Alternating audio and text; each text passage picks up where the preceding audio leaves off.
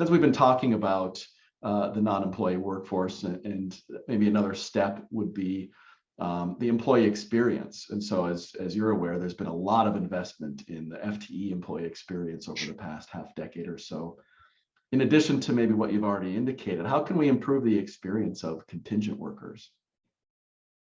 Yeah, and I do think there's been a lot of investment, but I think there's still room to improve the employee experience, at a lot of companies, right?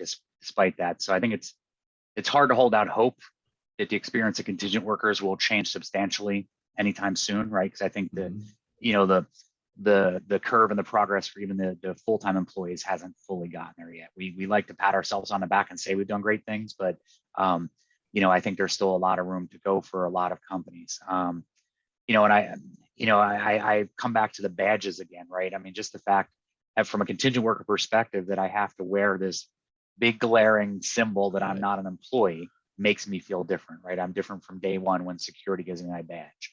Then there's the events that contingent workers aren't included in. When you start thinking about the different events that might go on at a company, and I'm stepping out of the COVID phase where we're not all in person, but where, back in the days when we were. But it really makes no sense to me to exclude a contingent worker from trainings and meetings if they need the information being shared there to perform their work to company standards. Because otherwise now I, as the manager, got to remember to go cascade the information to my contingent workers who weren't invited. I guess I maybe understand, but I don't know that I support, because it goes against the spirit of inclusion and belonging. But maybe I understand when some companies look at like company picnics or other events as a benefit, and therefore they should be exclusive to employees. But I look at the fact that when you have people working elbow to elbow in a manufacturing environment, they want to see their co-workers who happen to be contingent workers also at these events, right? So I think we really have to rethink our, the legal guidance that has told us we need to exclude them from all of that stuff. I think the inclusive environment, right? So really making that environment where they feel included and belonging.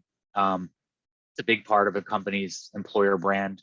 And contingent workers are definitely going to be vocal about a bad experience working at, not necessarily for, when they're a contingent worker, but definitely working at a company.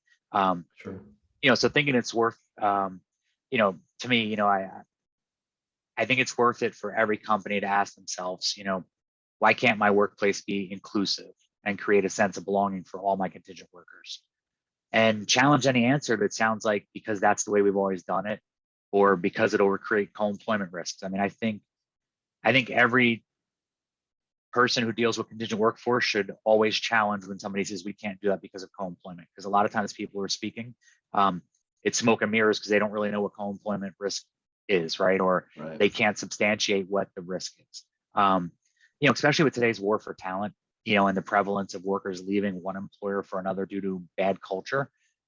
I don't think any employer can afford not to challenge that traditional thinking about the way contingent workers have been treated. So I think there's still a lot more progress to be made. And I think we do need to focus on part of that investment being fixing the contingent worker experience. I mean, some companies have, 25 to 50% of their workforce are non-employees, right? So you're really excluding a major portion of your workforce from a lot of things.